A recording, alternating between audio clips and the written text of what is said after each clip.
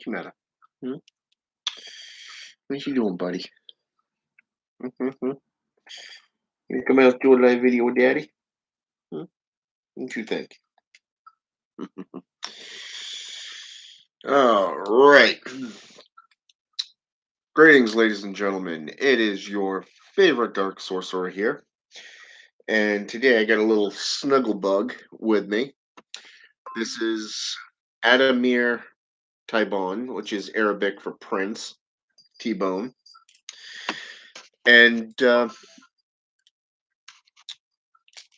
it's been a little bit since I did my last video on the Warlock series. So now that Yule is done and over, and I've been basically taking care of my better half the last day, a little over a day now, because of the fact she broke her wrist outside of work. So that's been fun. Try sitting in the car all night, while your better half's in the ER. So, and all they gave her was a splint. So, and I ended up with a new thermos too. So, yay. So, all right. So let's talk about the image of the warlock. Okay. Now, the two things that you got to understand is when it comes to practitioners of witchcraft or sorcery, it doesn't matter if you're talking the Satanic Warlock, a warlock from the pagan or Wiccan tradition, which is basically an oathbreaker and betrayer, because that's the only thing that they focus on when it comes to that definition, that terminology. And that of, say, just a regular practitioner of witchcraft, a male practitioner. You'll see on social media that a lot of times there are those who are just pushing. They're doing these extravagant long videos. I'm talking hour and a half, 3 hours long, you know, type videos that nothing. Okay. So a lot of the time, you're going to see this on social media. You look up the definition of warlock, you'll see a male practitioner that is defined by a couple of different views, but you'll also see a motorcycle gang as well. So, how does this play into the image of a warlock, a practitioner of the arcane, either of regular pagan traditions, satanic traditions, whatever? How does it play? Well, it comes down to you and what you're trying to do. Okay, what are you trying to accomplish? Okay, the first side of things. A lot of times when you see somebody doing a video on the term warlock, you're looking at anywhere between an hour long video to 3 hours. But the other side of things is you got people actually giving you sources, people giving you the very definitions of everything that goes along with the sorcery. Okay. Most recently, as of what was it? I want to say it was 2016. You have the Warlock. Okay, the Satanic Warlock. Very good book. I own it. Okay. Now, I'm not a big fan of the Church of Satan. Okay. I find them to be more atheistic than anything playing a part. Okay. Because let's face it, that's basically all they're doing is playing a part. Okay. They're playing the bad guy role to the church and to the public. It's that whole popularity thing of look at me. I'm a practitioner. I serve the devil. I am a devil. Okay. But you look at the works that were put out. Just about every essay that Anton Zandeleve put out puts you in a frame of mind that makes you think, to contemplate. Say, for example, The Devil's Notebook. Love that book. Love it. I love the essays. The man could break through just about any freaking aspect, and I'm not joking, any aspect of illusion and get to the root of that dogma and scoop that shit out with a fucking ballpoint pen. Okay. Now, then you go to, say, for an example, the Satan Speaks. Okay. Another great one. Another side of aspects of his essays, but more serious, straightforward, but watered down. Very good insight about what a witch or warlock is, what his perception, his persona of what a warlock or a witch is. Now, you take what most people know about the COS and you take the Satanic Witch for an example. This will teach you the art of seduction, the art of manipulation, the gifts that were taught by Azazel, okay, the alchemical scapegoat who taught men the art of warfare, how to create armor, and then taught women to paint their face in the art of seduction. Much in the same way as Lilith, the mother of the queen. You know, so what does it entail though? Doing that, the Satanic Witch, really gets around the clock, different personalities, different types of cars, from the whole BDSM type bullshit. Are you a dom or are you a master? Submissive. You know what I mean? That type of atmosphere where you are using psychology. Okay, don't get me wrong. Don't don't brush off psychology because there is truth to psychology. Even I have learned this over 32 years of experience. The ironic part is that now they have a book called The Satanic Warlock put out by Magister Robert Johnson. Okay? Doctor, excuse me, Dr. Robert Johnson. Magister Dr. Robert Johnson. And this was introduced by Magus Peter H. Gilmore. Okay? Now, the reason I brought this book into it is because it gives a great detail in chapter 2. And I actually marked it. And the reason for that is because when we're talking image, there's a lot of aspects that go into the imagery of what warlocks do. Okay. From the way they dress to the way they speak to the way they act. Okay. And again, this concept comes down to the different aspects of what you as the practitioner are going for. Okay. You have your everyday life, where you're going to work, you have to play the whole fucking game, the bullshit game. You gotta play your bills, you gotta play the better half, or the uglier half in this case, because you're the one out there with a t-shirt that says I'm with beautiful, you know. But you gotta think of it as the art of seduction. Everything is the art of seduction. It's about charisma, it's about seduction, it's about selling yourself and what you're going for. Okay. So here we want to look at the articles of clothing. Now you can wear blue jeans, you can wear a dress shirt with one of those overcoats, the suit type sports jackets. It kind of makes you look professional, but it's more class B in military standard outfits. Okay? So where you get the pants, the shoes, the shirt, the tie, but you don't have the jacket on. Okay? But in this case, it's more civilian class B. Okay, it's between the monkey suit and the Raggedy Ann type outfit. Okay, so in this book here, he actually names off several types of archetypes, and I'm going to take a second to just kind of give you that insight. The Devilish Gentleman. Okay.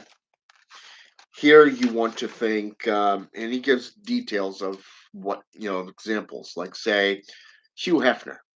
Okay. Jack Nicholson. Love Jack Nicholson. Greatest actor out there. Pacino. You know, Morgan Freeman. Hannibal Lecter. Cary Grant. Okay. Frank Sinatra. James Bond. Okay, so he's giving you some aspects from various different perspectives, from Hollywood to the rich and shameless. But he's also giving you the factual, but also the Hollywood produced perception. Okay, then you have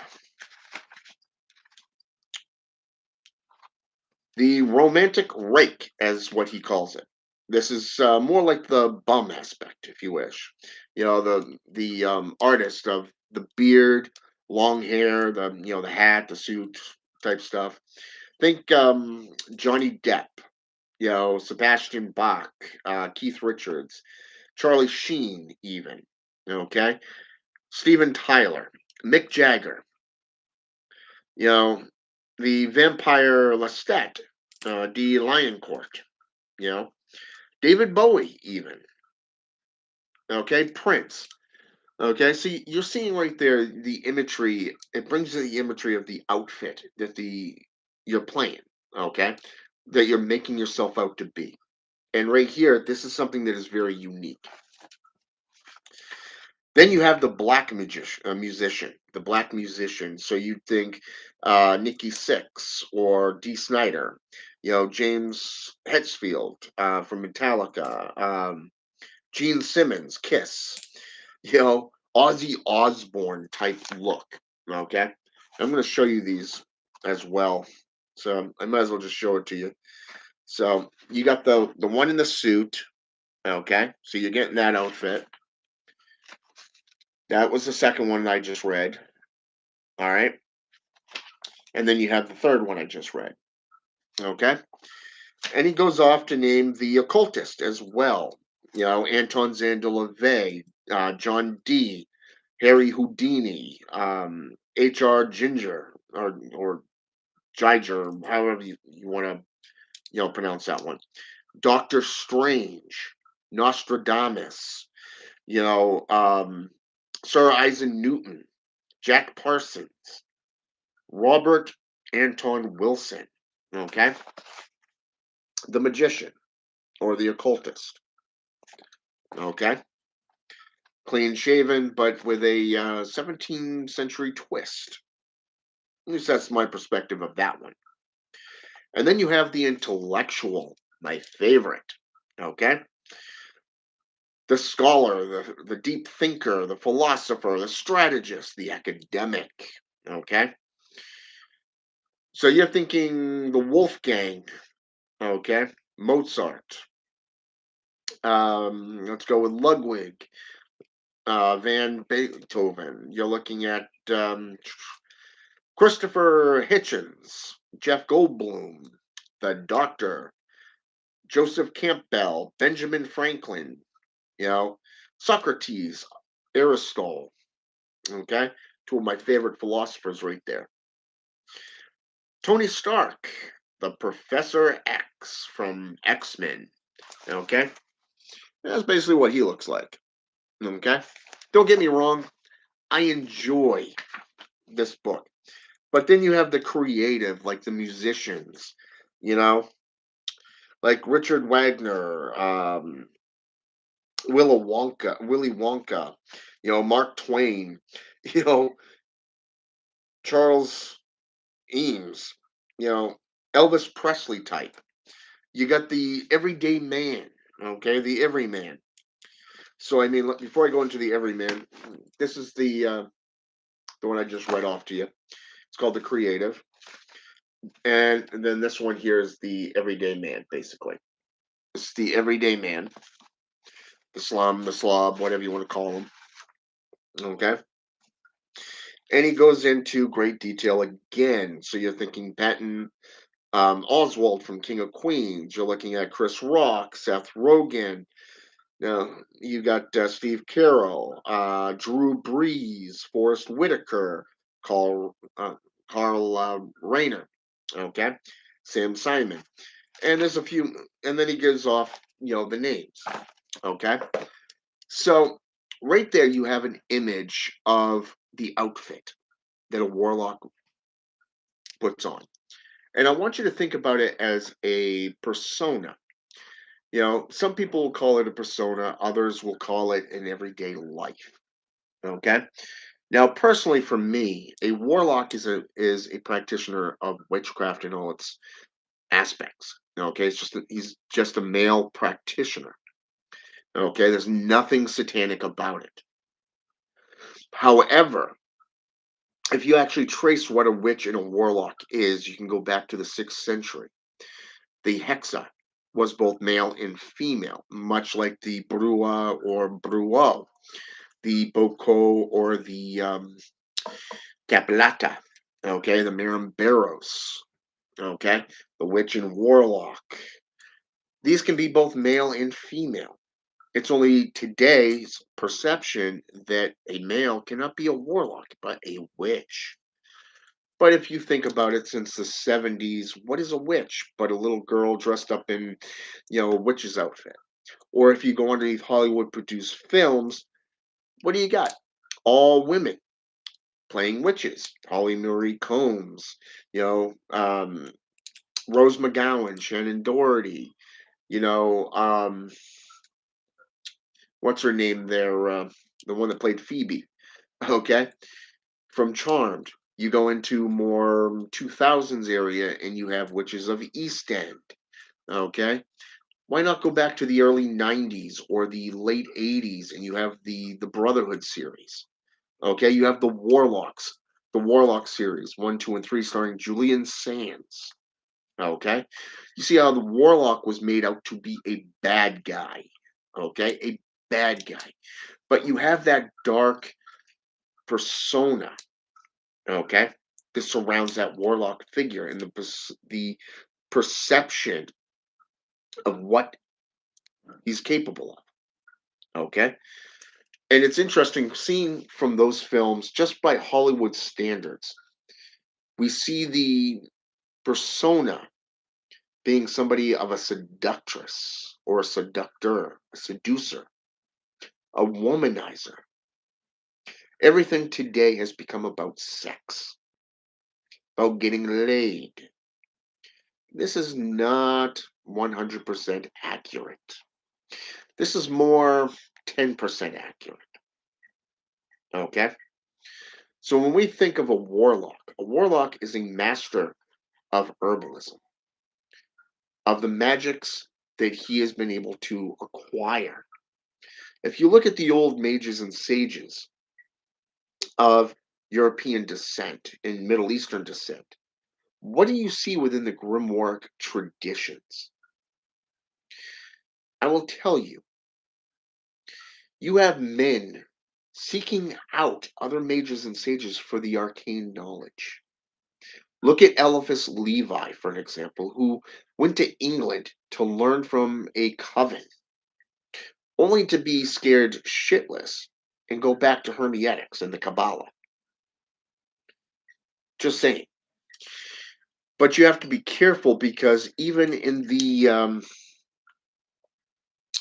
Black Pellet, or one of the more popular arcane secrets, like say the Abramelin the Mage. Let's go with the Grimoire of Armadell, or perhaps even the Magus by Francis Barrett. Okay, you have stories of these practitioners going out and being duped by other mages, other sages. Okay, only to find out that these rites that are put forth by these practitioners don't work. Why? Because they were fakes. They were putting on a glamour, an illusionist. Think of the sleight of hand tricks. Okay. One of the more recent ones that I'm going to give you an example.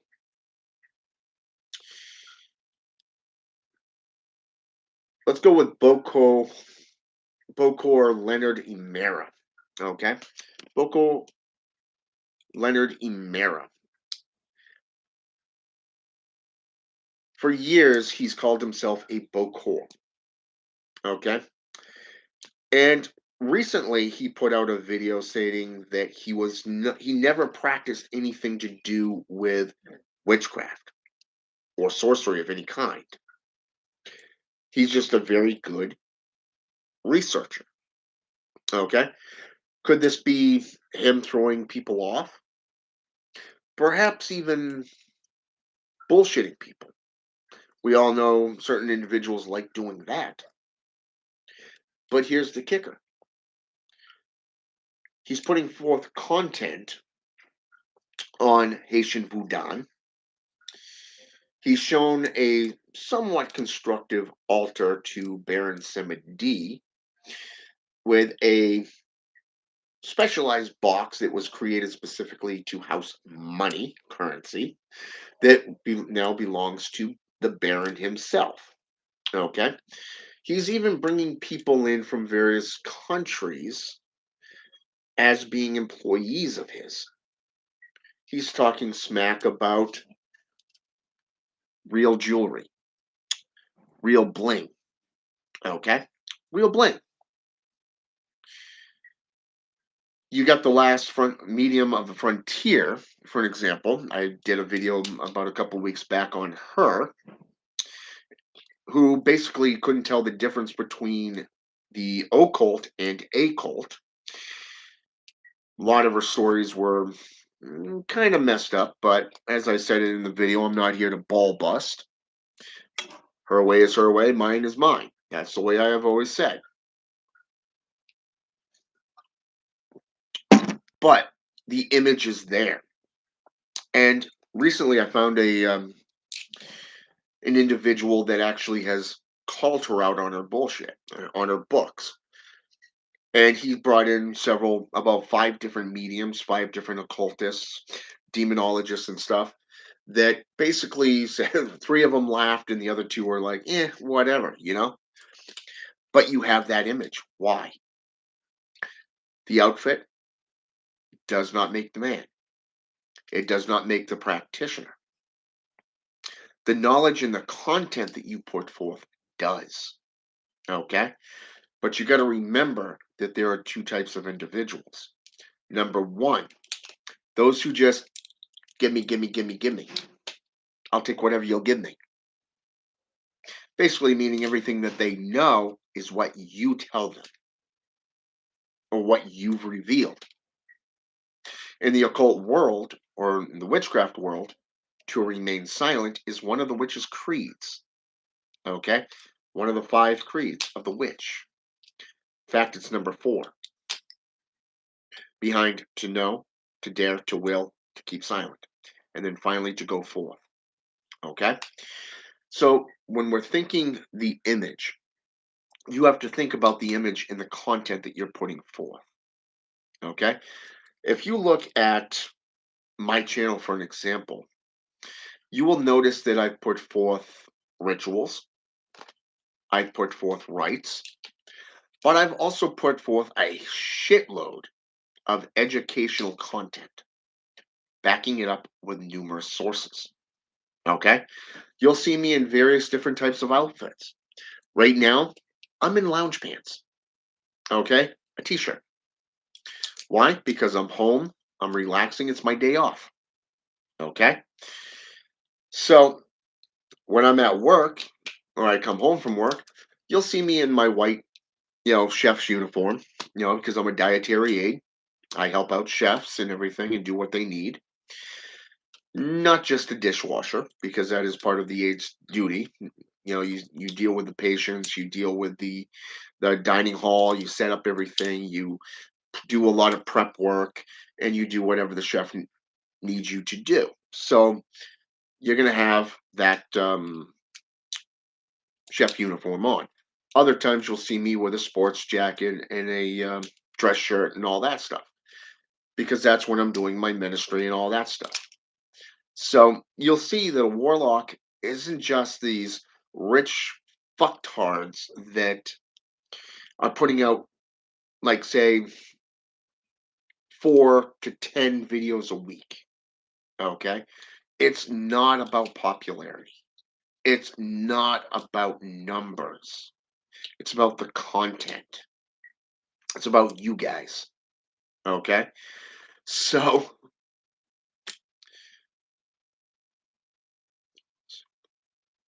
oh yeah. So, anyways, so I was just reading what Apprentice Necromancer Hades Blackflame just wrote. The red suit. He likes the black suit a lot. So yeah, so you have to think of the persona that you're going to play, the name that you are going to use as a practitioner. For an example, anybody who gets into demonolatry will find out that you have a patron or a patroness that works with you, okay, or chooses to work with you is what I should say. Then you have your creator, okay? A creator is different from a patron or patroness. The creator is the one that helps you become the warlock or the witch that you're meant to be. Especially when you've done the blood, pact, you've done the oaths, you've done the work, and you're putting in the time and effort as a committed, dedicated practitioner. But you'll also notice that the creator will, if you petition them, will give you a name. My creator was Abaddon. Okay. Abaddon is seen as the angel of the bottomless pit. He's the one that holds the keys. He's also known as a destroyer. Okay. He's also been tied into being a general. Okay. Depending on the works and how he's viewed. You take S. Conley's books for an example. Great demonolator. She is. Got a lot of mad respect for her. She's dedicated to the rites, the rituals, and her work. But she's put forth a lot of content. But you don't see her making a joke out of herself. You don't see her from a witch's perspective or a sorceress's perspective, just sitting there bullshitting with people. No. You see her doing her job. You're seeing her putting a brand forth, putting her work forth. Just like Espen Cayenne. Okay? Now, I'm not talking Balg because, let's face it, are they really there these days? You know what I'm saying? In fact, I wouldn't even call Balg being, well, cultist these days. It's more bullshit talk and drama. But the image is there. Okay? I got a lot of respect for the Temple of Black Flame. Okay? I got a lot of respect for Azeneth Mason and her husband Bill Duvadek. They're doing a lot of research. They're doing a lot of content that is actual fact from old folklore, mythology, historical accounts. They're not sticking to one region or say for an example, one religion. No, they are actually going out and doing a wide range worldwide. That's respect. That is somebody who's dedicated and committed to the occult. Not somebody that sits there and spends 2.5 hours sitting there bullshitting on a channel. Okay? You take, trying to give you some more sources here.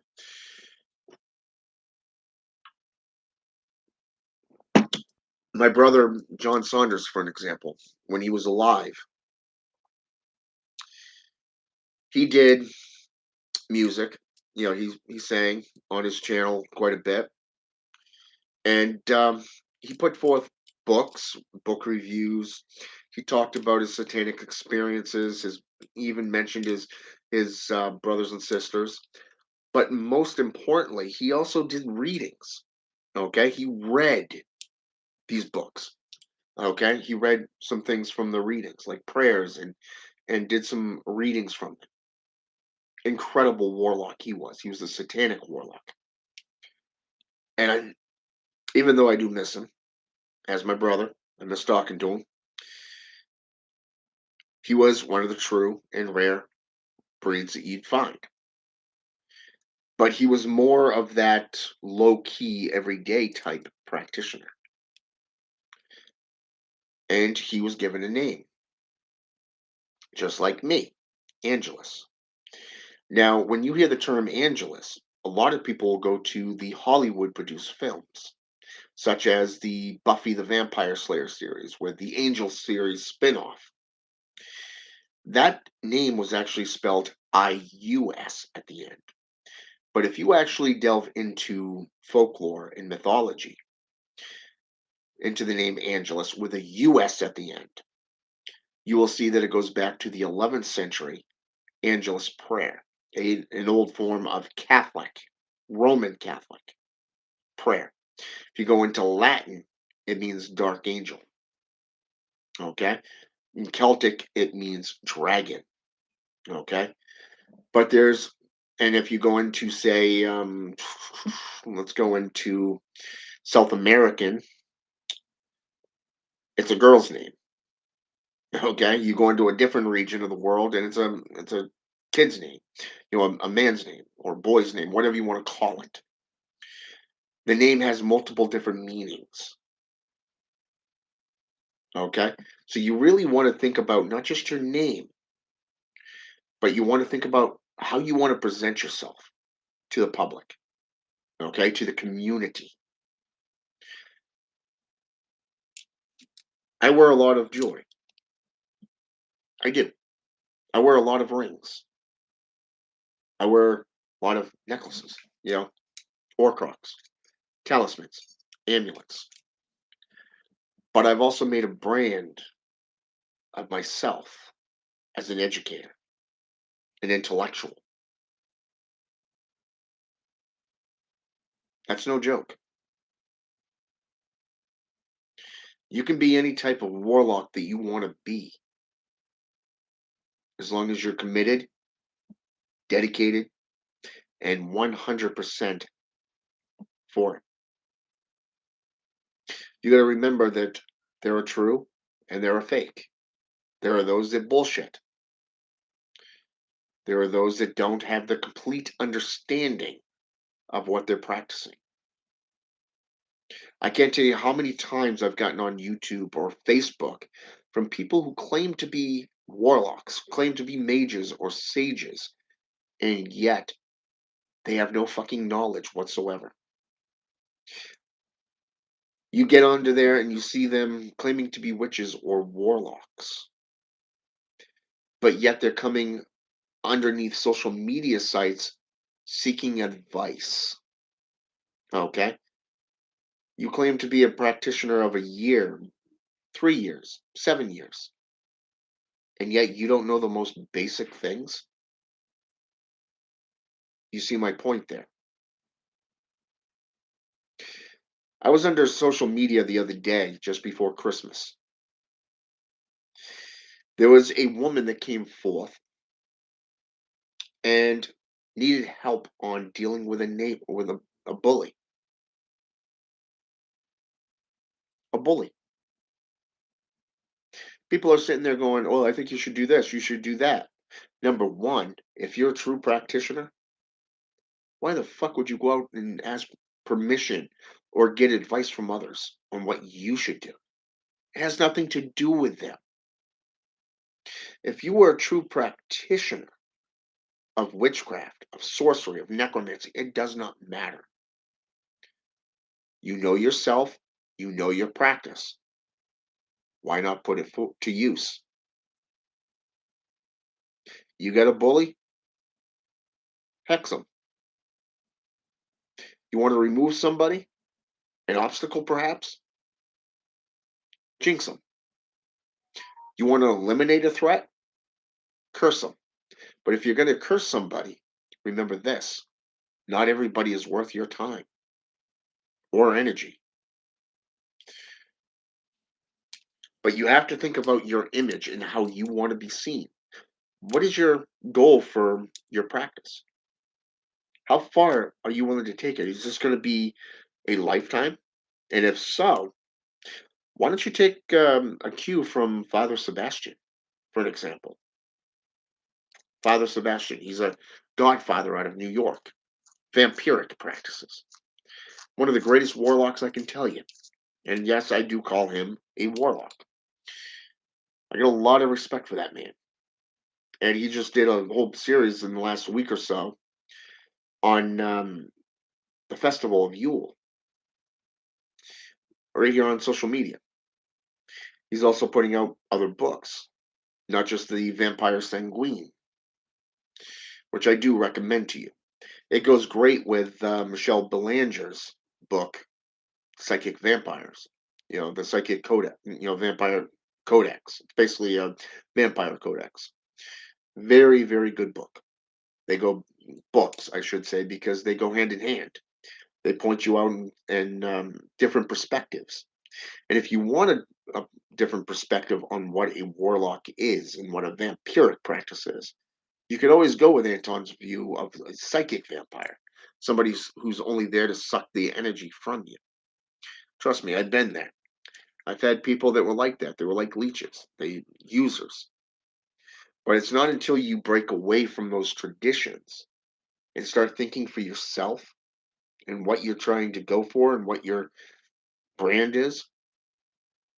Is this part time, sometime, full time? Is this a life practice for you? If it is, if it's a lifetime practice, are you looking to evolve? And if so, find your persona. Find your persona and how it relates to your practices. Okay? If you work with demons, jinn, Devi, Orisha, Eloa, then you should know the gods and goddesses. You should know your practices and how to approach them. It's not just playing a part. You got to become the part. Think of it like this. If you dress all in black, okay, I want you to do this experiment. Dress up in black, head to toe. You know, let your beard grow out a little bit. You know what I'm saying? Let your beard grow out. Maybe black t-shirt. Maybe holy jeans, whatever. And I want you to walk down the street. I want you to go to a club, okay? Nightclub, be it school dance, whatever, it depends on your age. That's up to you. Go to a restaurant, maybe where people hang out, and try to talk to them. I want you to think about this because a lot of people will just take a look at you, okay? Your hair's a little messed up, okay, a little disheveled. You're a little disheveled. Your shirt's not tucked in. You're not proper attire. Socially, politically correct type attire. But I want you to look at this. When you go and you talk to them, say for an example, you're a guy, you're gonna go try to pick up women at a bar, but you look like a scrub. Remember that old '90s song? I forget who plays it, but no scrub from me. That is the very key words right there from that lyric. No scrub for me. Okay? So I want you to remember that because if you look like a scrub and you're not committed to the part that you're playing, that you're becoming, then how do you expect a woman to reply to you? Okay? But let's say, for an example, you turn around and you dress up in jeans. You have good shoes on. Let's say, let's go with the $84 or $85 sneakers from, like, say, J.C. Penney's or Sears. I don't even know if Sears is still around in the country anymore, but I just know in my area, Sears is gone. It's been gone. They bought out Kmart, and then both companies went. Ah! They went gone. They went bye bye. But you take you take these shoes from J.C. Penney's. You put on a good pair of blue jeans. You get a red dress shirt. Maybe a salt and pepper sports jacket. Okay, you're clean shaven. Okay, and you utilize charisma. Maybe some charm. You think back, when you're growing up, your mother, your father, your mother always tried to teach you manners. And then you get that country song that goes, from Tim McGraw that, you know, didn't take until that girl got a hold of me type, you know, performance. You know what I'm saying? So you start using yes, ma'am, no, ma'am, please, and thank you. You open up the doors for them. Here you got the gentleman aspect. Okay. Now, instead of hitting on everything with, you know, that bats their eyes and comes near you, why don't you sit back, relax, just have a conversation. If they ask you about yourself, keep to the finer details. Just stick to the finer details. Yeah, I'm a dietary aide. I work in a nursing home, medical, which is basically medical field. Okay, or I'm a doctor, a lawyer. Whatever your profession is, be honest about it. You know what I'm saying? I want you to be honest about that, because if you're not honest and you're trying to play it off as something that you're not, women are going to pick up on that. Okay, they don't like liars. They don't like betrayers. You got to remember that a woman can make up their mind about you in 10 seconds. So you better make your first your first approach, your first hit count. Okay? You take my better half for an example. Okay? Like I said, she's got a splint on her arm now. I've been taking care of her since yesterday. Okay? Yeah, I went to work and everything. She was here at the house, listened until she went out to my mother's. But when I got out of work, I picked up ibuprofen. I picked up some cream that had lidocaine in it. It's basically the same, from what I understand from the pharmacist. It's the same exact stuff that dentists use to numb your gums, except for this is used for your bones, for your arm. Okay, the ibuprofen is anti-inflammatory. Okay, so I filled in the details of this is what she done happened to her. This is what the doctor said to do. Okay, and I said, this is the meds, this is whatever, you know that she would take. Well, guess what? She said I would recommend this and this at the same time. Wouldn't go over to 400 milligrams, but if you're going to use the cream, wash your hands good, yada yada yada. You know what I'm saying? So it's like, okay, thank you.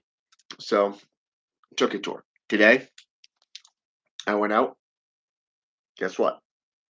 Picked up another brace for her. She needed her best friend today. So I took care of her son. You see, that's being a man. That's being a warlock. Okay?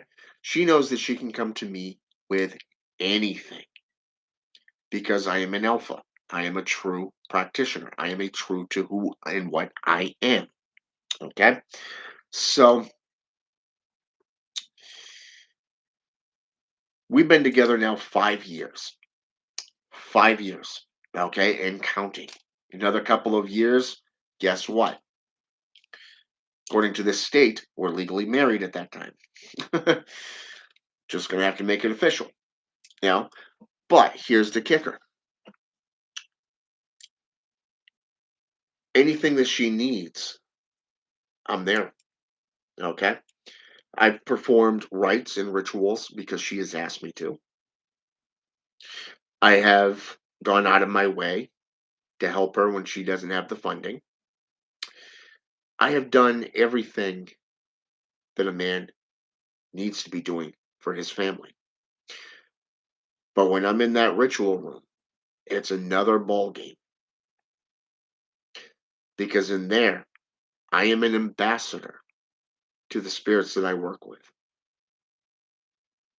You see, you have what is known as a dual responsibility. As a warlock, you answer to the spirits that you work with.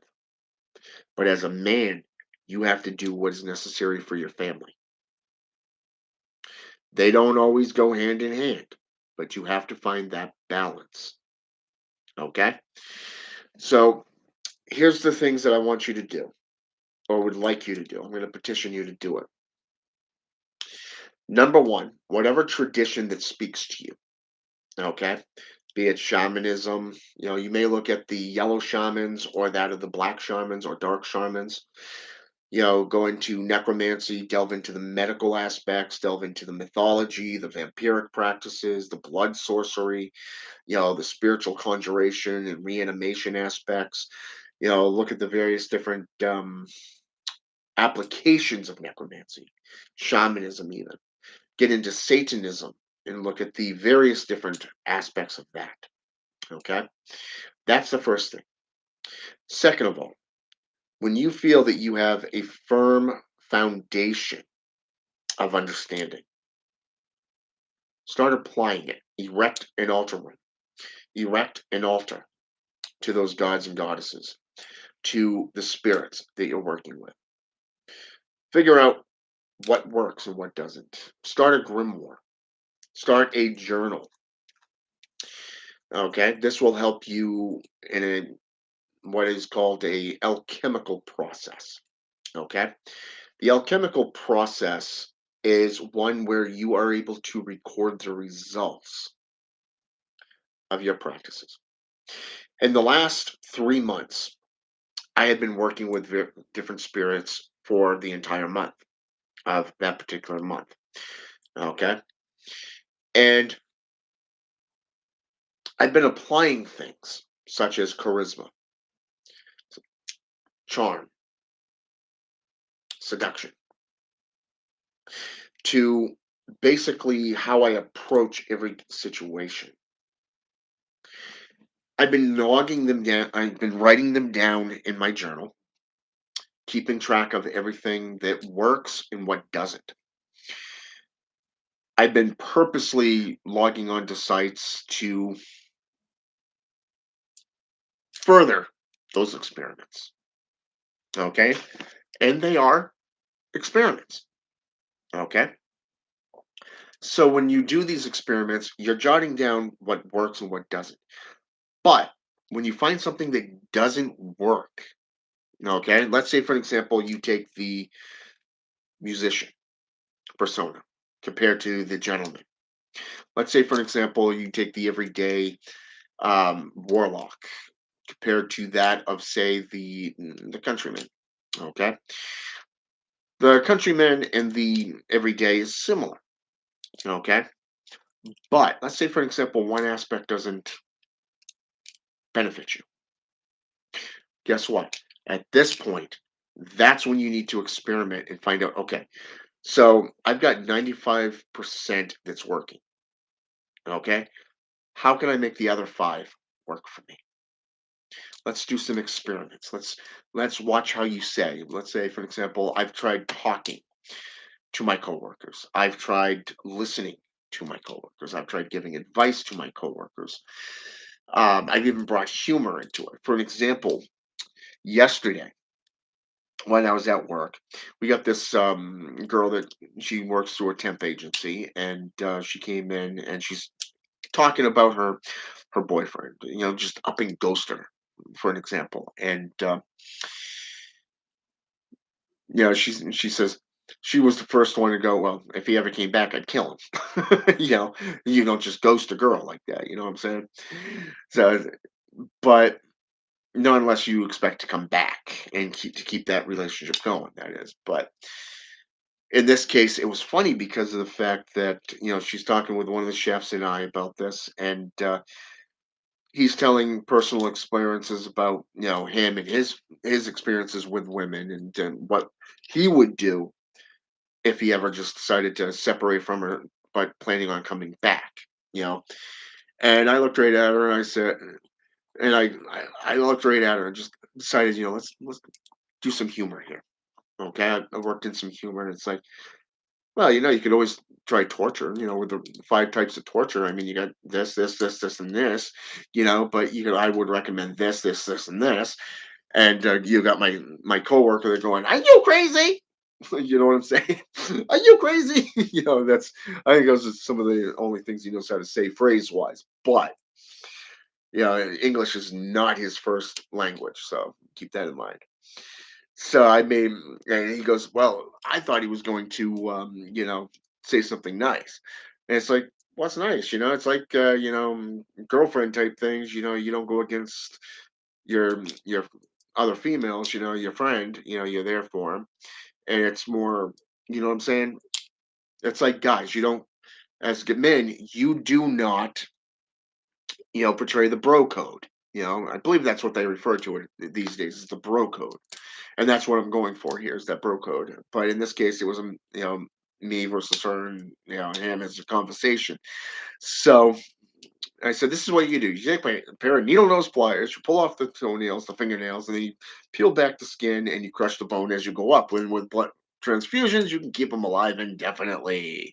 You know, and she laughed. She laughed. Yeah, I don't think she was expecting that type of humor. But here's the thing: she came back and kept on talking. That's the point. Humor can get you so far. Charm can get you so far. But when you do experiments as a warlock, you got to record them. Because if something doesn't work, then you have to adapt. Okay? You have to adapt and try to experiment and find out what does work. Okay? It does not matter what anybody else thinks of you. It's not about ego. It's not about pride. It's about that scientific approach. If you look at all the old mages and sages, they would lock themselves away for a year, years even, just to master the arcane. Now, but if you also, I have to note this because in every single grimoire, you'll notice this. Okay, they don't go into details. They don't go into details about what they did during that time of seclusion. You can only imagine what they've done. All they say is you lock yourself away for a certain amount of time. Master the arcane. And they come out mages and sages. When you learn from another mage or sage, necromancer even, you have to serve them as an apprentice for a certain number of years. A lot of times it's like 7 years or so. Other times it's up to 20 years, 21 years. So you got three stages. Okay. Other times before you become a master practitioner, you're spending your entire life experimenting, practicing the arcane. You're practicing the very gnosis, the apotheosis even, of your traditions for years. That's why I said it is not a sometime thing, it is not a part time thing, it is a full time, lifetime journey. So when you put on those robes, you put on that persona, this is what you are. Okay, you can make this, you can even make a career as a practitioner of the arts, selling your services, if that's what you want to do. But make sure you put the time in on keeping up with the times, keeping up on your research, your studies, your practices, jotting down your experiences in a grimoire. Hell, I've got enough just out of the last 3 years, I can put together a grimoire for myself. Okay?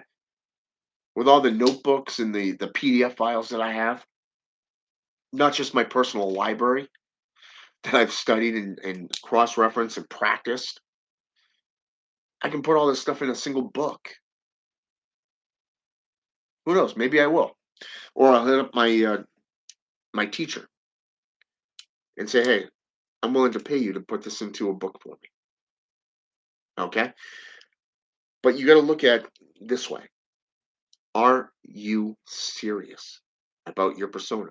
Are you serious about your tradition and the practices that you claim to practice? A warlock is dead serious about this.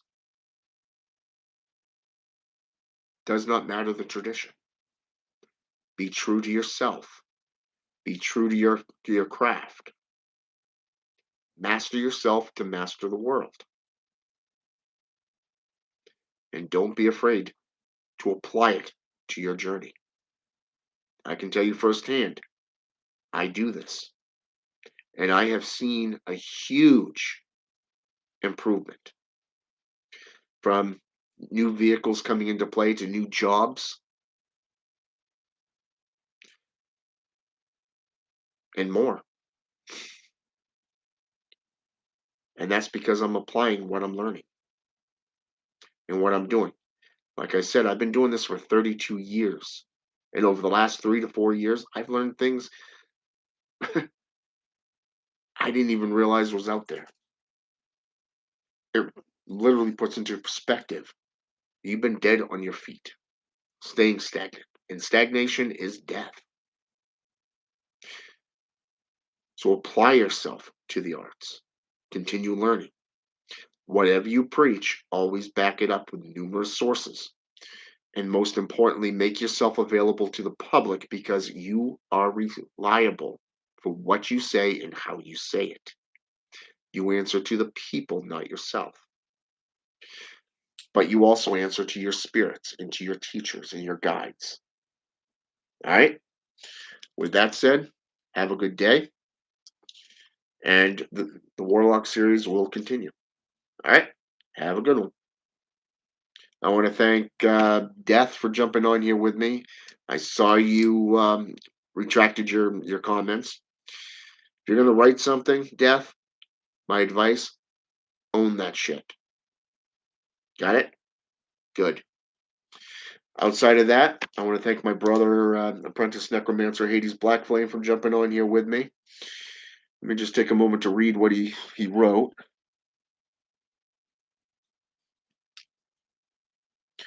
Yeah, that's true.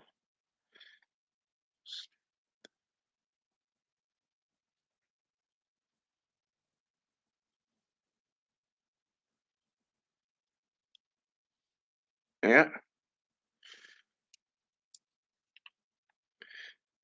that it is, Hades. That it is. And Gomez, welcome to the channel.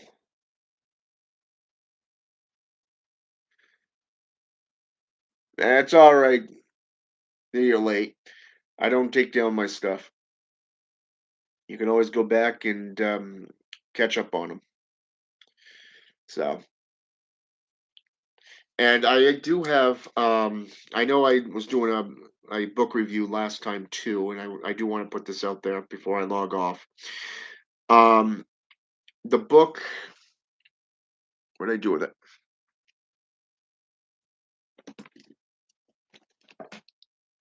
Eh, you know I put it somewhere around here. Ah, right here. Right here. The Devil's Apocrypha. I didn't get around to doing the book review for the second part of that book. I do have that planned for later this week. All right. Yule and a few things came up that prevented me from doing that, but I am going to be doing that soon. All right. So I do apologize in advance. I know I said I was going to do that at the end of the other week there. But like I said, you had Yule, and then you had Christmas, and then my better half broke her wrist. So there's been a lot going on. So and then you had the shortage at work. So there has been a lot going on, and I am looking forward to getting around to doing this. So, all right. I'm glad you like the material, and I'm glad that you like what's being put forth. It means a lot to me, and I hope you're learning a lot too. So, because like I said, I am an educator and I am a practitioner. So you got that dual aspect there. But Anyways, I've taken up enough of your time. I've taken up an hour here, and so I'm going to log off. And like I said, keep a lookout. I do have other materials coming. So have a good day, a good night, wherever you are in the world. And until next time.